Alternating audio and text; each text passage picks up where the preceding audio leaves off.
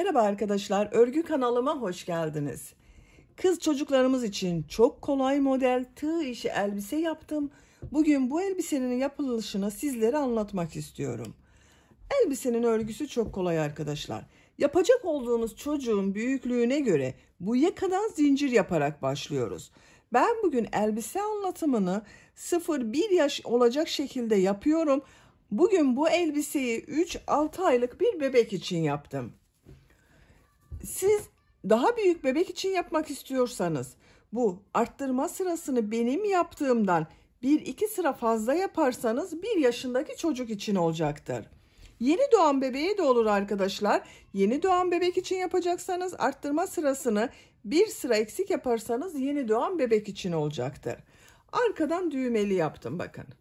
Bu şekilde giydirip çıkarması kolay bir elbise. İki renkli çalıştım arkadaşlar. Bakın beyaz bölümü farklı görünüyor. Etek bölümü farklı ama tek parça elbise olarak. Bakın askıları böyle.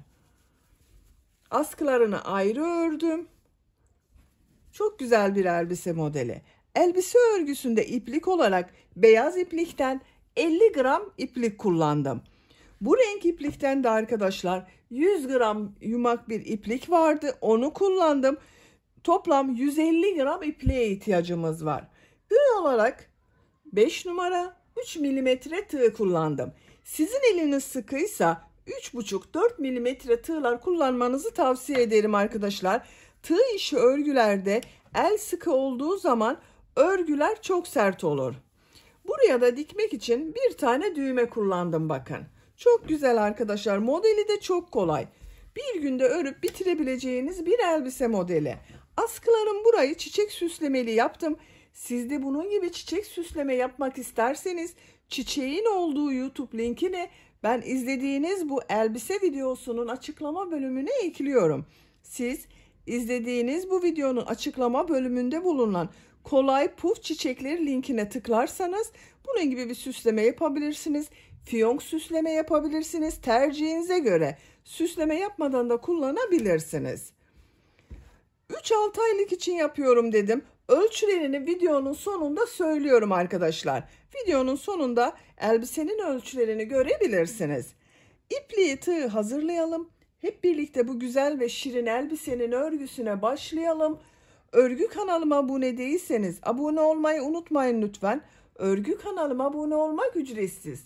Örgü kanalıma ücretsiz abone olup orada bulunan zil şeklini dokunarak açık yaparsanız kanalıma video yüklediğim zaman ilk önce size bildirim gelir. Örgülerimden herkesten önce sizin haberiniz olur. İzlediğiniz videolarıma beğeni yorumlarınızı yaparsanız çok sevinirim arkadaşlar. Hepinize kolay gelsin. İyi çalışmalar. Örgüye yakadan zincir yaparak başlıyorum. İlk ilmeği ben bu şekilde yapıyorum. Size nasıl kolay geliyorsa ilk ilmeği öyle yapabilirsiniz. Zincirleri yapmaya başlıyorum. Çok sıkı zincirler yapmıyorum. 79 zincir yapalım. 79 zincir yaptım. Bak çok sıkı zincirler yapmadım. Bu 79 zincirin kaç santimetre olduğunu ölçüyorum.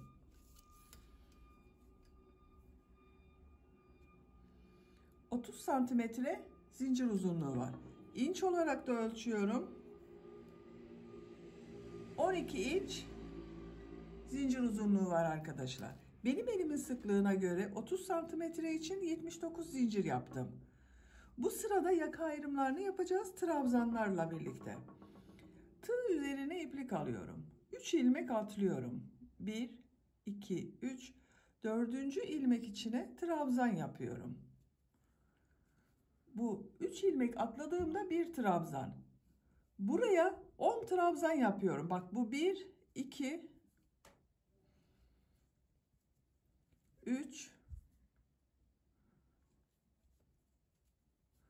4, 5, 6, 7, 8, 9, 10. Bak 10 trabzanı yaptım. 2 zincir yapıyorum. Kol bölümü için 18 trabzan yapıyorum. 1 2 3 4 5 6 7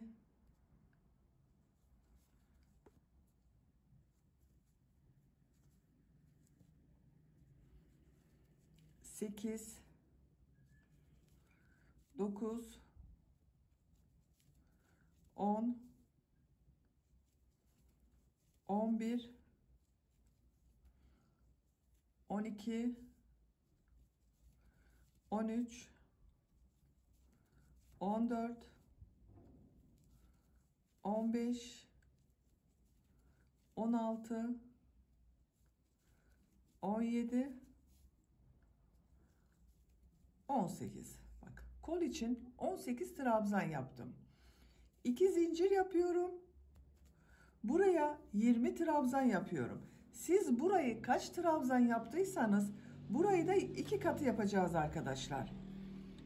Ben burayı 10 trabzan yaptım. Buraya da 20 trabzan yapıyorum. 1 2 3 4 5 6 7 8 9 10 11 12 13 14 15 16 17 18 19 20 trabzan yaptım. 2 zincir yapıyorum. Diğer kol için buranı bak 18 trabzan yaptım. Buraya da 18 trabzan yapıyorum. Bak yanında bulunan ilmeğe kol için ilk trabzanı yapıyorum. 18 trabzan yapıyorum. 18 trabzanı yapalım. Diğer kol içinde 18 trabzanı yaptım. 2 zincir yapıyorum. 10 trabzan yapıyorum. Bak bu ilk ilmek üzerine bir trabzan yapıyorum. Diğerlerine trabzan yaparak devam ediyorum. 2 3 4 5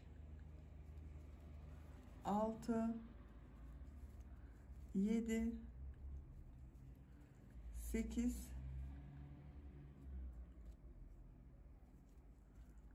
9 10. Bak 10 trabzan yaptım. Yaka ayrımlarını yaptık arkadaşlar. 10 trabzan yaptım kollar için. 18 trabzan yaptım. Buraya da bak bunun ikisinin toplamı 20 trabzan yaptım. İkinci sıradayız. İkinci sırada yine trabzanlar yapacağız. Bu arttırma yerlerinde bir trabzan, 2 zincir, bir trabzan yapacağız. Bir zincir yapıyorum, örgüyü çeviriyorum. İlk ilmek üzerine trabzan yapıyorum.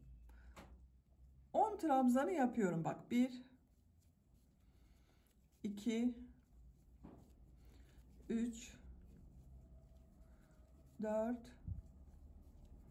5 6 7 8 9 10. Bak bu 2 zincir yaptığım yere geldim. Buraya bir trabzan, 2 zincir, bir trabzan yapıyorum.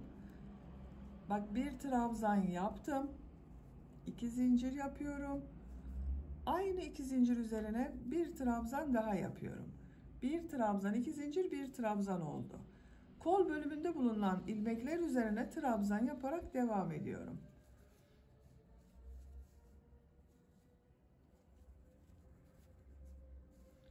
Buraya kadar devam edelim. Kol bölümünde bak trabzanları yaptım. 2 zincirli boşluğa geldim. Buraya yine bir trabzan, 2 zincir, bir trabzan yapıyorum.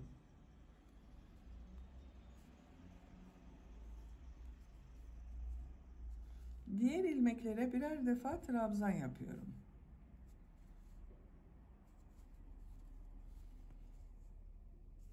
Buraya kadar devam edelim. Trabzanları yaptım. Bu 2 zincir üzerine yine bir trabzan, 2 zincir, bir trabzan yapıyorum.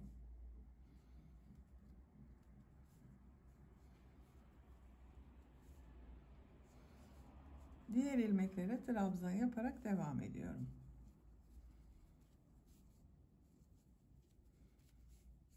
Buraya kadar devam edelim. Bu arttırma yerine yine bir trabzan, 2 zincir, bir trabzan yapıyorum.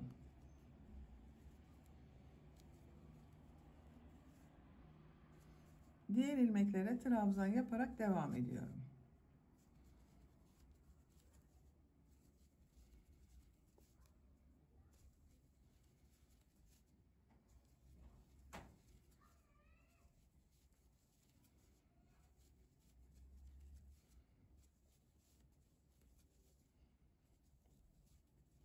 Bak sıra sonuna kadar yaptım.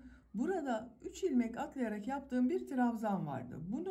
Bu son zincir üzerine bir trabzan yapıyorum. Bak burada da yine 2, 4, 6, 8, 10, 11 trabzan oldu. Sıra başında 11 trabzan oldu. 10 trabzan yaptık, bir arttırma yaptık. Burada da 11 trabzan oldu. Bakın arkadaşlar, yakanın şekli böyle. Arttırmalar artık bu bir trabzan, 2 zincir, bir trabzan şeklinde devam edecek. 3. sıradayım. Bir zincir yapıyorum, örgüyü çeviriyorum. İlk ilmek üzerine trabzan yapıyorum. Diğer ilmekleri de trabzan yaparak devam ediyorum. Buraya kadar devam edelim. Arttırma yapacağım yere kadar bak trabzanları yaptım. Bu 2 zincir üzerine bir trabzan, 2 zincir, bir trabzan yapıyorum.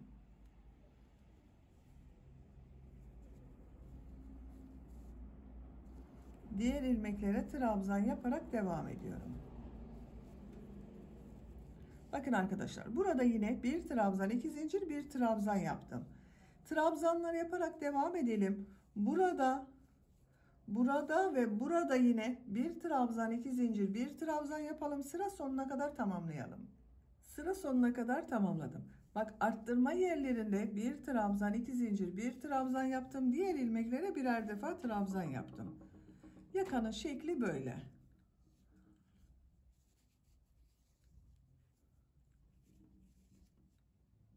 Bakın arkadaşlar, görüntüsü böyle oluyor. 4. sıradayım. Bir zincir yapıyorum, örgüyü çeviriyorum. İlk ilmek üzerine trabzan yapıyorum. Diğer ilmeklere de birer defa trabzan yapıyorum. Buraya kadar devam edelim. Arttırma yapacağım 2 zincire kadar trabzanları yaptım. Bu 2 zincir üzerine bir trabzan, 2 zincir, bir trabzan yapıyorum.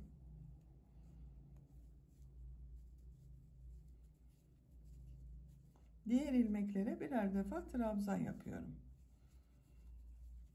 Bakın. Yakanın şekli artık bu şekilde devam edecek arkadaşlar. Arttırma yerlerinde bir trabzan, 2 zincir, bir trabzan yapalım. Diğer ilmeklere birer defa trabzan yapalım. Yapacak olduğunuz çocuğun büyüklüğüne göre bu yaka sırasını her sırada arttırmalar yaparak 8, 9, 10, 11, 12 sıra olarak istediğiniz ölçüye kadar tamamlayalım gelelim.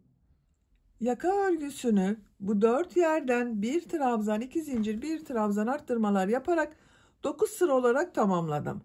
Sayıyorum: 1, 2, 3, 4, 5, 6, 7, 8, 9. Santimetre olarak ölçüyorum. 9 santimetre yükseklik var. Benim ölçüme göre bu 9 santimetre yeterli arkadaşlar. Siz biraz büyük olsun istiyorsanız bunu 10-11 sıra olarak devam edebilirsiniz. Arttırmalara devam edebilirsiniz. Şu şekilde de görelim. Bakın, yakanın görüntüsü böyle oldu. 10. sırada kol bölümünü gövde bölümünden ayırıyorum. Artık gövdenin örgüsüyle devam ediyorum.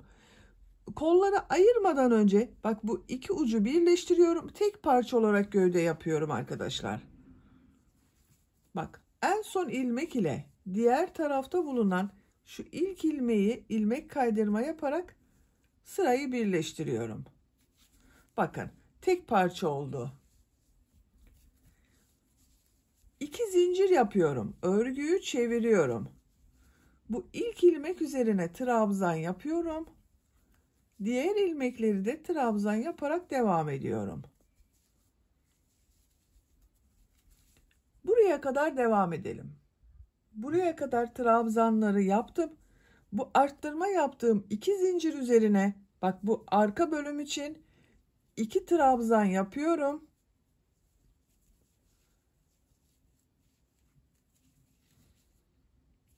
Kol altı yapmak için 3 zincir yapıyorum. Bak çok sıkı zincir yapmıyorum.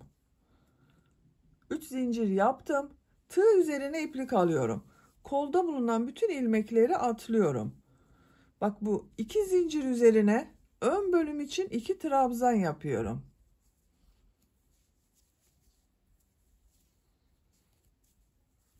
Bak bu 3 zincir ile ön ve arka bölümü birleştirdik. Kol altı yaptık buraya. Diğer ilmekler üzerine birer defa trabzan yapıyorum.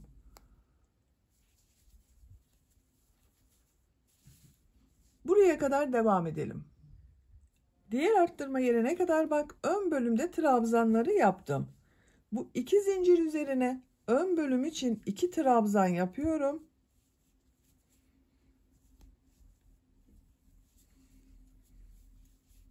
Kol altı için 3 zincir yapıyorum. Tığ üzerine iplik alıyorum. Kolda bulunan bütün ilmekleri atlıyorum. Bu 2 zincir üzerine arka bölüm için 2 trabzan yapıyorum. Diğer ilmeklere birer defa trabzan yapıyorum.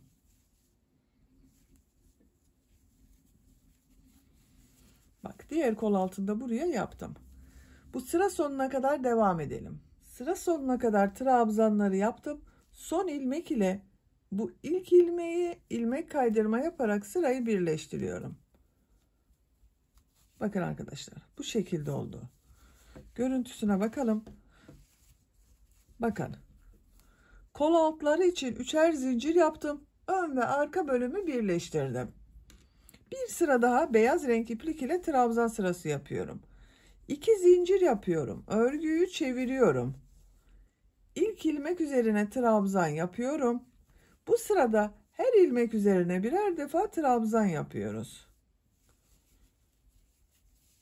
Bu 3 zincir yaptığımız yere kadar devam edelim. 3 zincir yaptığım yere kadar bak trabzanları yaptım.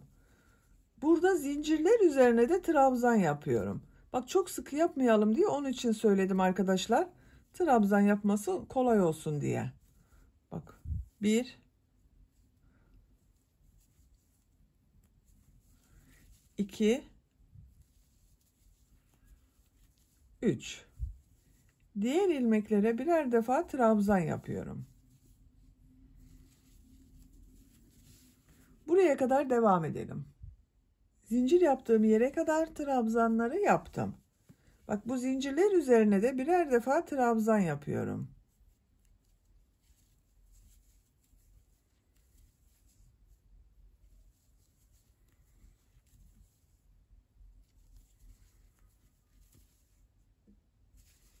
Diğer ilmeklere birer defa trabzan yapıyorum. Sıra sonuna kadar devam edelim. Sıra sonuna kadar tamamladım. Son ilmek ile ilk ilmeği ilmek kaydırma yaparak sırayı birleştiriyorum. Beyaz ipliği burada kesiyorum.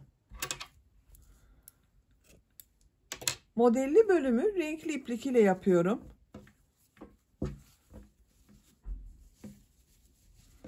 Bakın.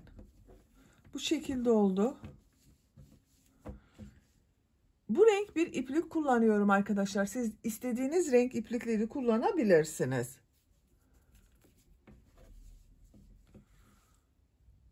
Bu ilk ilmekten ilmek yapıyorum.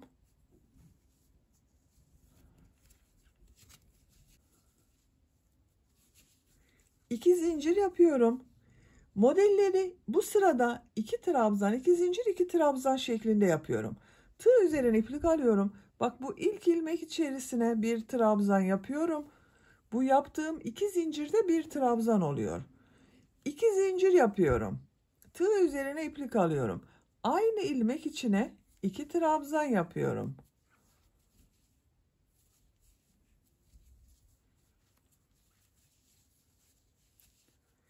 Tığ üzerine iplik alıyorum. 2 ilmek atlıyorum. Üçüncü ilmek içine 2 trabzan, 2 zincir, 2 trabzan yapıyorum.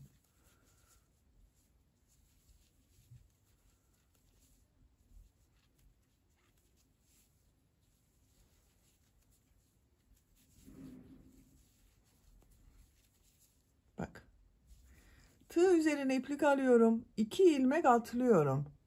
Üçüncü ilmek içine 2 trabzan, 2 zincir, 2 trabzan yapıyorum.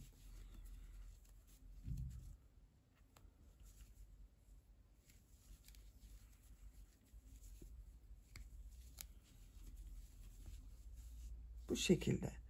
Sıra sonuna kadar devam edelim. Sıra sonuna kadar tamamladım. Bak son model ile bu ilk modeli ilmek kaydırma yaparak sırayı birleştiriyorum. Bu 2 zincir yaparak burada bir ilmek yaptım. Bu ilmeğe bak tığ taktım. İlmek aldım, çektim. Bak iki modeli birleştirdim. Bu sırada 2 trabzan, 2 zincir, 2 trabzan şeklinde modelleri yaptım. Şimdiki sırada bu trabzanları 3 trabzan, 2 zincir, 3 trabzan olarak yapıyorum. Bak bu 2 zincirlik boşluğa ilmek kaydırma yaparak geçiş yapıyorum. 2 zincir yapıyorum. Tığ üzerine iplik alıyorum. Buraya 2 trabzan yapıyorum.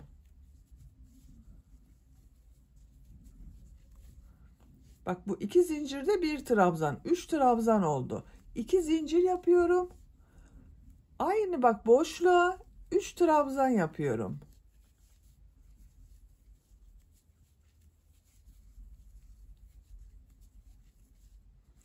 Tığ üzerine iplik alıyorum. Diğer model ortasında bulunan bu 2 zincir üzerine 3 trabzan, 2 zincir, 3 trabzan yapıyorum.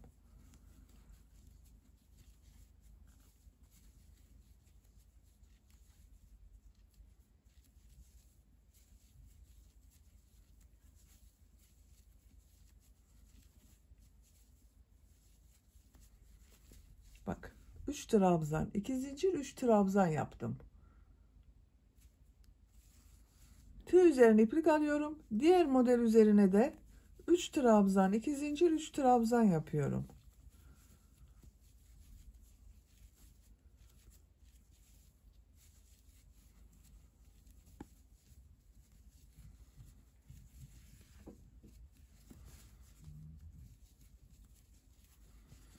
Bakın bu şekilde. Sıra sonuna kadar devam edelim.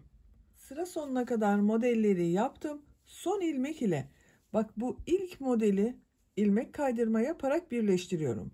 Bu 2 zincir yaparak burada yaptığım ilmek ile bak. Sırayı birleştirdim. Bakın arkadaşlar. Bu sırada 3 trabzan, 2 zincir, 3 trabzan şeklinde modeller yaptım. Artık elbisenin örgüsü bu model ile devam edecek. Üçüncü model sırasına geçmek için bak buraya ilmek kaydırma yapıyorum. Bu ilmekten ilmek kaydırma yapıyorum. 2 zincirli boşluğa ilmek kaydırma yapıyorum. 2 zincir yapıyorum. Tığ üzerine iplik alıyorum. Buraya 2 trabzan, 2 zincir, 3 trabzan yapıyorum.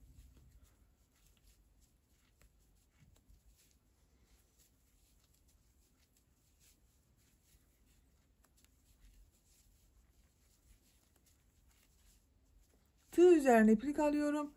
Diğer model ortasında bulunan 2 zincir üzerine 3 trabzan, 2 zincir, 3 trabzan yapıyorum.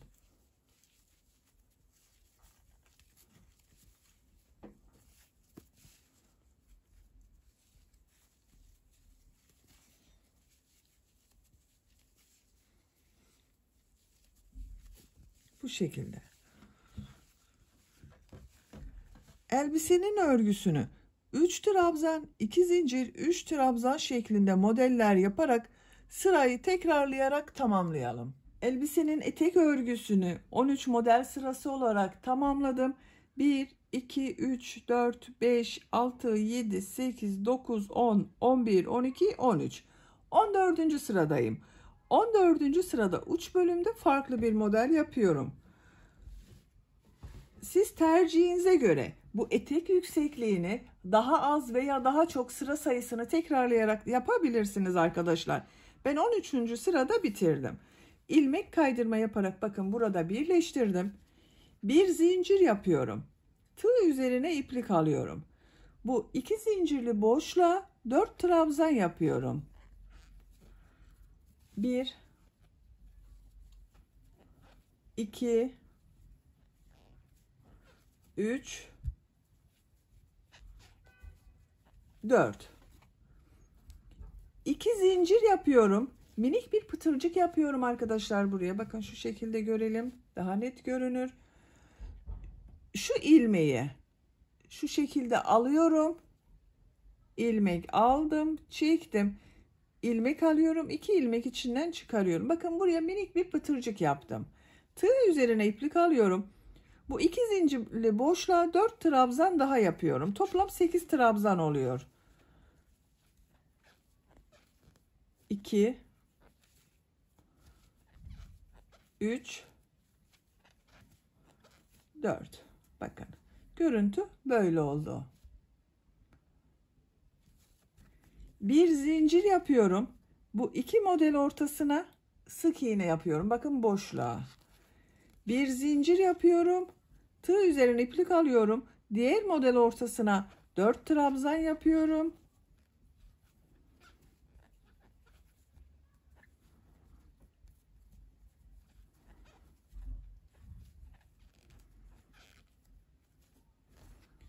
İki zincir yapıyorum. Bakın ilmekten alarak şu ilmekten sık iğne yapıyorum. Pıtırcık yaptım. Tığ üzerine iplik alıyorum. 4 trabzan yapıyorum.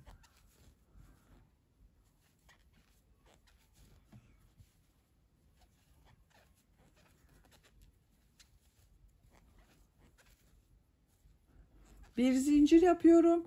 2 model ortasına sık iğne yapıyorum. Bakın arkadaşlar, bu şekilde pıtırcıklı model yapıyorum. Sıra sonuna kadar devam edelim. Modelleri yaparak sıra sonuna kadar tamamladım. Son yaptığım modeli burada bulunan ilmek ile ilmek kaydırma yaparak birleştiriyorum. Bir zincir yapıyorum.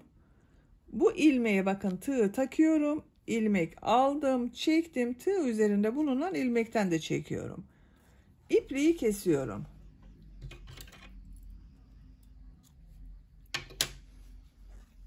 İçinden çekiyorum. Bakın bu şekilde oldu.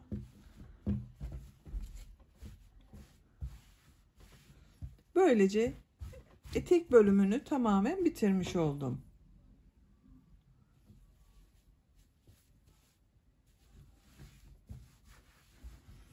Şimdi kolları yapalım arkadaşlar. Bakın kol örgüsünün birisini ben yaptım. Diğer kolun örgüsünü sizinle birlikte yapalım. Kol altından başlıyorum.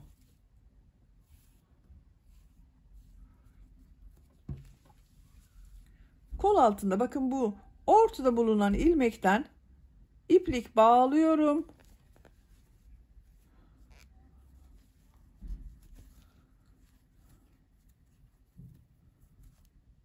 İplik bağladığımız zaman daha sağlam oluyor örgüde arkadaşlar ilmekler. Buradan bir ilmek yapıyorum. Şu şekilde bir ilmek yapıyorum. Örgünün şekline bakıyorum.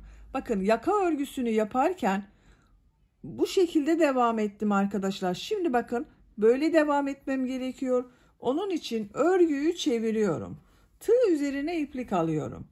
Yaka örgüsünde bakın bu arttırma yaptığımız yerlere buraya bu sırada 2 trabzan yapıyorum. Biraz geniş olsun istiyorum. 2 trabzan yapıyorum. Siz isterseniz 3 trabzan da yapabilirsiniz. Diğer ilmeklere birer defa trabzan yapıyorum.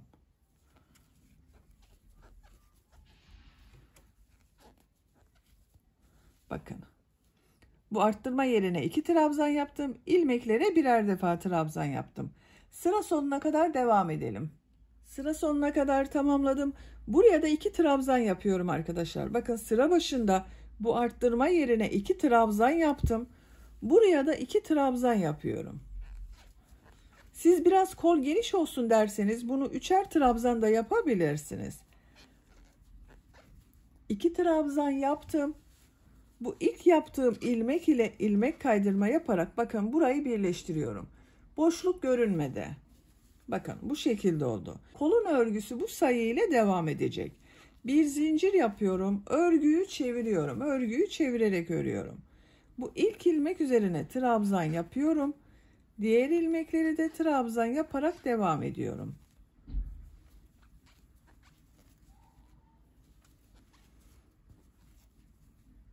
Sıra sonuna kadar devam edelim. Sıra sonuna kadar tamamladım. Son ilmeği ilk ilmek ile ilmek kaydırma yaparak sırayı birleştiriyorum. Bakın arkadaşlar bu şekilde oldu. Bir zincir yapıyorum. Örgüyü çeviriyorum. Örgüyü çevirerek devam ediyorum. Burasıyla farklı görünmesin diye örgüyü çevirerek devam ediyorum. Bakın düz devam etmiyorum. Tığ üzerine iplik alıyorum. İlk ilmek üzerine trabzan yapıyorum. Diğer ilmekleri de trabzan yaparak devam ediyorum. Her ilmek üzerine bir trabzan yapıyorum. Sıra sonuna kadar devam edelim. Sıra sonuna kadar tamamladım. İlmek kaydırma yaparak birleştirdim. Bir zincir yapıyorum. Örgüyü çeviriyorum. Bu ilk ilmek üzerine trabzan yapıyorum. Diğer ilmekleri de trabzan yaparak devam ediyorum. Sıra sonuna kadar devam edelim. Son ilmek ile ilmek kaydırma yaparak birleştirdim. Görüntüsüne bakalım. Bu şekilde oldu. Başlangıçtan itibaren kaç sıra olduğunu sayıyorum. Bakın yakanım buradan. 1, 2, 3, 4, 5, 6, 7, 8, 9, 10, 11, 12, 13 sıra oldu bakın. Kol örgüsü buraya kadar 13 sıra oldu. Burada trabzan sırasını bitiriyorum. Bir sıra sık iğne yapıyorum. Sık iğneyi yaparken arada ilmek atlama yaparak bu kolu biraz daraltmak istiyorum. Bir zincir yapıyorum. İlk ilmek içine sık iğne yapıyorum. Bakın bir ilmek atlıyorum kesme yapmak için. İkinci ilmeğe sık iğne yapıyorum. 3 sık iğne yapıyorum. Bak 3 ilmek üzerine sık iğne yapıyorum. Bakın 3 sık iğneyi yaptım. Bir ilmek atlıyorum. 3 ilmek üzerine sık iğne yapıyorum. Bir ilmek atlıyorum. 3 ilmek üzerine sık iğne yapıyorum. Bir ilmek atlıyorum. 3 ilmek üzerine sık iğne yapıyorum. Ben biraz dar olsun diye arada ilmekler atlıyorum arkadaşlar. Siz bu genişlikte olsun istiyorsanız hiç atlama yapmayabilirsiniz. Her ilmek üzerine sık iğne yapabilirsiniz. Sıra sonuna kadar devam edelim. Sıra sonuna kadar tamamladım. Bu sırada arada birer ilmek atladım bakın arkadaşlar. 3 tek yaptım, bir atlama yaptım. 3 tek yaptım, bir atlama yaptım. Bu genişlik tercihinize göre siz hiç atlama yapmadan da yapabilirsiniz. Bakın şu genişlikte bir kol elde ediyorum. Bu son yaptığım ilmeği ilk yaptığım ilmek ile ilmek kaydırma yaparak birleştiriyorum. Bakın görüntü böyle. Bu sırada son sırayı yapıyorum. Pıtırcık modelleri yapıyorum. 2 zincir yapıyorum. Aynı ilmek içine sık iğne yapıyorum. Bir ilmek atlıyorum. İkinci ilmek içine bir sık iğne, 2 zincir, bir sık iğne yapıyorum.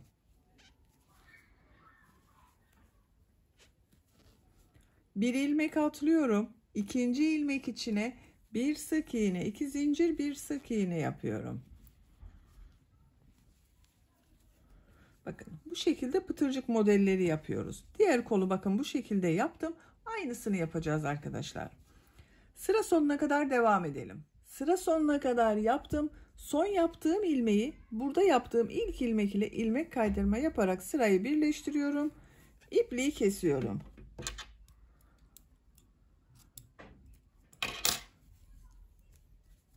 Bakın arkadaşlar, kolucu böyle oldu. Çok güzel oldu. Diğer kolu ben yaptım zaten. Siz de bu kolu yaptığımız gibi diğer kolun örgüsünü yapabilirsiniz. Görüntü çok güzel. Şimdi bu yaka çevresinde de bir sıra sık iğne yapıyorum. Yakanın buradan başlıyorum. Buraya bir ilmek yapıyorum. İlk önce buraya bir düğme iliği yapıyorum arkadaşlar. Buraya düğme dikeceğiz. Buraya düğme iliği yapıyoruz. Şu şekilde bakın bir zincir yaptım. Sağlamlaştırdım. Düğme iliği için 6 zincir yapıyorum. 2, 3, 4, 5, 6. Aynı ilmek içine sık iğne yapıyorum. Bu zincir sayısı buraya dikeceğiniz düğmeye göre değişir. Bakın ben bu şekilde bir düğme dikiyorum. İçinden geçiriyorum. Bakın tam denk geliyor. Siz bunu 5 yapabilirsiniz, 7 zincir yapabilirsiniz.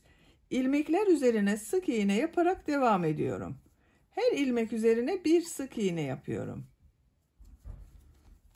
Bakın düğme iliğini buraya yaptık. İlmekler üzerine sık iğne yaparak yakanın diğer uç noktasına kadar devam edelim. Yaka çevresinde sık iğne yaparak sıra sonuna kadar tamamladım. Bakın burada bitirdim. Yakanın buradan başladım. Burada bitirdim. Bakın buraya da düğme iliği yaptım. Buraya bir tane düğme dikebiliriz. Düğme iliğine takmak için. Şöyle. Bakın elbiseyi bu şekilde hazırladık. Şimdi bu elbisenin buradan ve buradan bir askı başlayarak burada birleştirecek şekilde askı yapmak istiyorum. Etik modelini yaptığım renk ile yapıyorum arkadaşlar. İlk önce nereden başlayacağımı hesaplıyorum. Bakın şu şekilde elbiseyi ikiye katlıyorum. Pratik olsun diye siz sayarak da yapabilirsiniz. Bu ortaya bir işaret takıyorum. Herhangi bir işaret iğnesi veya iplik ile işaret yapabilirsiniz. Bakın buraya bir işaret takıyorum.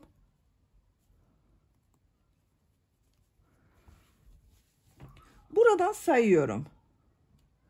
İpliği alıyorum. 1, 2, 3, 4, 5, 6, 7, 8, 9. 10'uncudan başlıyorum arkadaşlar. Bakın buraya işaret yapıyorum. Buradan da sayıyorum. Bakın bu işaretten sonra 9 sayıyorum. 1, 2, 3, 4, 5, 6, 7, 8, 9. 10'uncudan şuraya bir iplik bağlıyorum. Eteği yaptığım renk ile. Şuradan ipliği bir defa bağlıyorum. Şuradan ilmek yapıyorum. 3 zincir yapıyorum. Tığ üzerine iplik alıyorum. Bakın şu ilmek model yaptığımız trabzanlar var. Bunlardan alarak trabzan yapıyorum. 2. Bakın bu 3 zincir yaptığımda bir trabzan. Askıyı 6 trabzan ile yapıyorum. Tığ üzerine iplik alıyorum. Bu trabzanı bakın şu şekilde boşluktan alarak trabzan yapıyorum. 3, 4,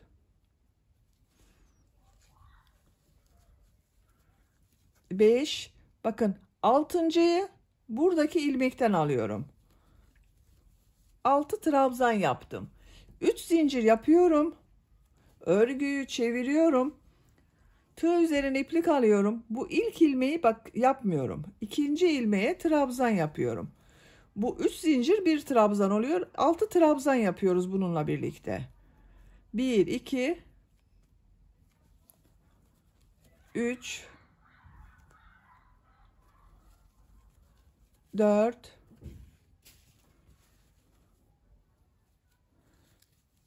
5, 6.'yı bak burada 3 zincir yaptım. Onun 3. zincir üzerine trabzan yapıyorum. İkinci sırayı tamamladım. 3 zincir yapıyorum. Örgüyü çeviriyorum. Tığ üzerine iplik alıyorum. Bakın buna yapmıyorum arkadaşlar. Yanında bulunan ilmek üzerine trabzan yapıyorum. 6 trabzan yapıyorum.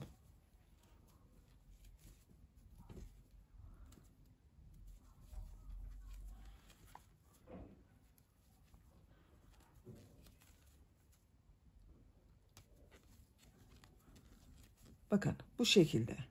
6 trabzan oldu. Bu askının örgüsü bu şekilde devam edecek. Askının örgüsü arkadaşlar bakın omuzundan geçireceğiz. Burada birleştirecek. Kaç sıra yapacağınız yaptığınız elbisenin büyüklüğüne göre değişecektir.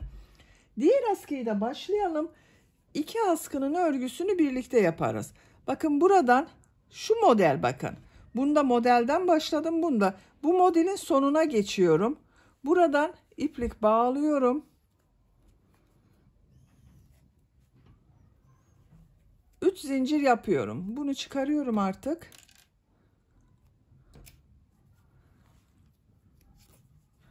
Bir, iki, üç. Tığ üzerine iplik alıyorum. Modelde bulunan bu trabzanları boşluktan alarak veya ilmeklerden alarak yapabilirsiniz. Trabzan yapıyorum. 3 4 5 altıncıyı bu ilmekten alarak yapıyorum. 6 3 zincir yapıyorum. Örgüyü çeviriyorum. İlmekler üzerine trabzan yapıyorum. Yine 6 trabzan yapıyoruz.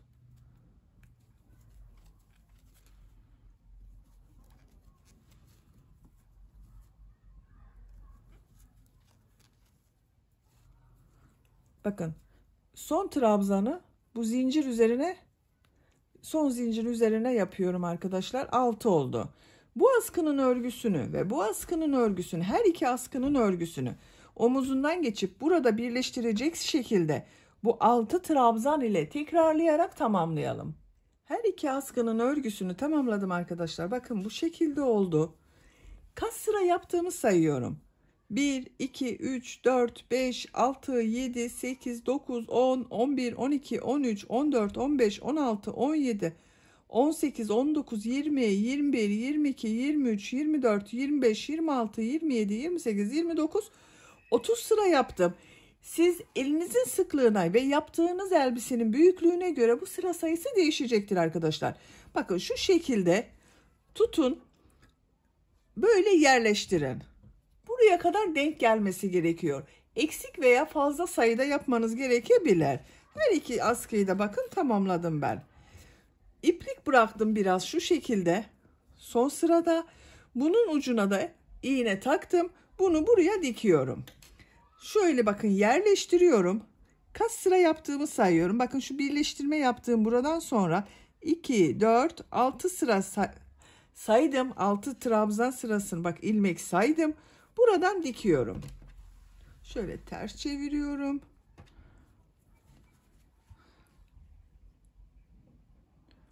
Bak şu şekilde arkadaşlar. İlmeklerden alarak buraya sabitliyorum bunu.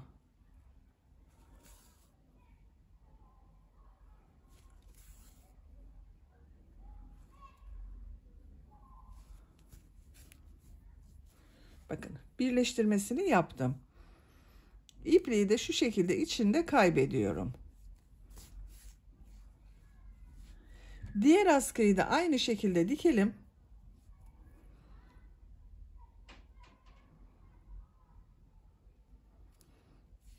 Bakın bunu başladığımız zaman bu mesafenin eşit olması gerekiyor. Bakın burası ile buranın eşit olması gerekiyor. Sayıyorum bakın 2, 4, 6 ilmek sonra bunu başladım. Buradan da sayıyorum. 2, 4, 6 bakın şöyle dikiyorum.